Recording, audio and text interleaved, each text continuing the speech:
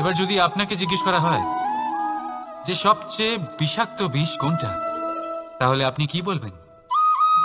কেউ বলবে সর্পের বিষ, কেউ বলবে কাঁকড়া বিছের, কেউ বলবে কালকিউটের বিষ।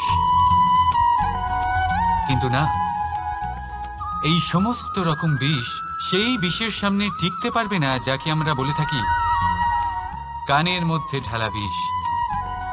শুনতে অত্যন্ত মিষ্টি, কিন্তু তিক্ততায় অত্যন্ত বিষাক্ত। পেটের মধ্যে যাওয়া এই বিষ শুধুমাত্র একটি মানুষের মৃত্যুর কারণ হয়, কেবল একটি। কিন্তু কানের মধ্যে ঢালা এই বিষ একাধিক সম্পর্কের নাশ করতে পারে। আর এটাতে সেই ব্যক্তির ভুল নেই যে আপনার কানে বিষ ভরেছে, আপনি তাকে দোষ দিতে পারেন না। এখানে দোষ আপনার নিজের, যে এই বিষকে আপনি নিজের উপরে প্রভাব ফেলতে দিয়েছেন। সেই জন্য কুমন্ত্রণায় কখনো কান দেবেন না।